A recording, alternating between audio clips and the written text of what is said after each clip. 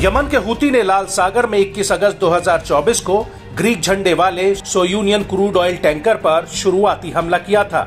इसके बाद अगले दिन भी हूती ने इस जहाज पर कई मिसाइलें बरसाई थी, जिसकी वजह से इस जहाज में आग लग गई थी और करीब एक हफ्ते तक इस जहाज के कई हिस्सों में आग धधकती रही थी।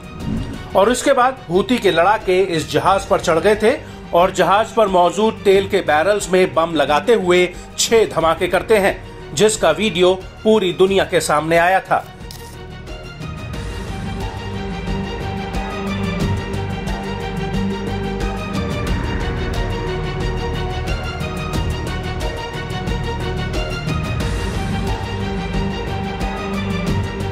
लेकिन अब एक बार फिर से हूती ने एक ऐसा ही हमला किया है।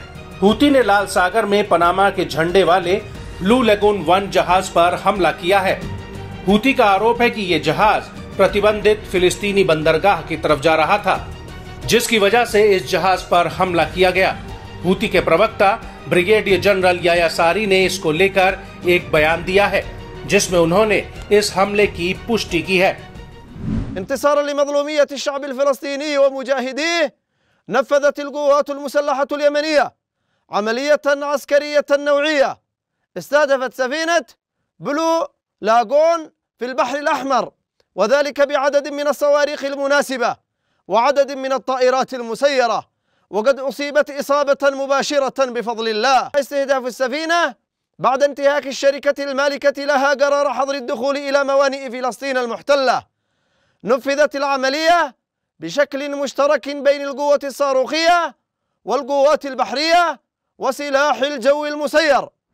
आपको बता दें कि हूती ने एक बार फिर से सभी कंपनियों को चेतावनी देते हुए कहा कि जो इजराइल के साथ कारोबार कर रही हैं, अगर उनके किसी जहाज ने घोषित इलाके में घुसने की कोशिश की तो उसके ऊपर हमला किया जाएगा, चाहे वो जहाज कहीं भी जा रहा हो। جدد القوات المسلحة اليمنية تحذيراتها لكافة الشركات التي تتعامل مع العدو الإسرائيلي بأن سفنها سوف تتعرض للاستهداف خلال مرورها من منطقة العمليات البحرية المعلن عنها، وبغض النظر عن وجهتها.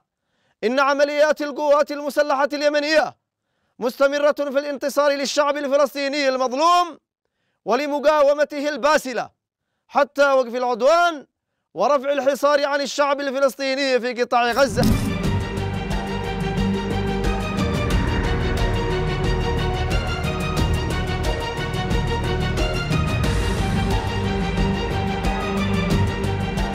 न्यूज एजेंसी एपी के मुताबिक हूती के हमलों की वजह से लाल सागर से गुजरने वाले 1 ट्रिलियन के सामान की आवाजाही बाधित हुई है, जो हर साल इस रूट से निकलता है।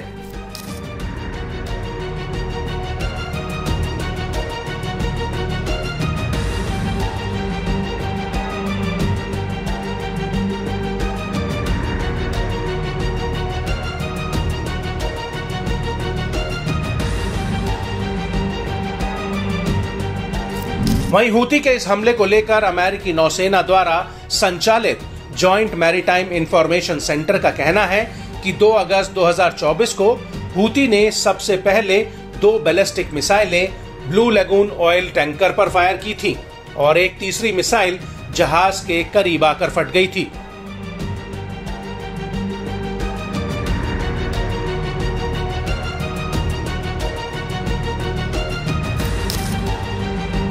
जहाज पर सवार चालक दल के सभी सदस्य सुरक्षित हैं। जहाज को मामूली नुकसान होने की खबर है, लेकिन उसे मदद की जरूरत नहीं है। आपको बता दें कि पनामा के झंडे वाला ब्लू लेगून एक गैर सूचित गंतव्य स्थान की तरफ जा रहा था। यह जहाज रूस के उस्लुगा बंदरगाह, जो बाल्टिक सागर पर है, वहां से आ रहा था और इस जहाज ने संदेश जारी कर कहा था कि इस पर रूसी मूल का कार्गो है। लेकिन बड़ी बात यह है कि पिछले महीनों में ये जहाज भारत भी आया था। इस जहाज ने भारत की जरूरत के 40% से ज्यादा के तेल की रूस से डिलीवरी की थी और इस जहाज को ग्रीक की एक कंपनी चलाती है। इस जहाज पर हमले को लेकर जॉइंट मैरीटाइम सेंटर का कहना है कि इसकी कंपनी के जैसे दिखने वाले अन्य जहाज हाल ही में इजराइल के बंदरगाह पर आए थे और इसी वजह से हूतियों ने इस जहाज को उन जहाजों जैसा समझकर हमला कर दिया।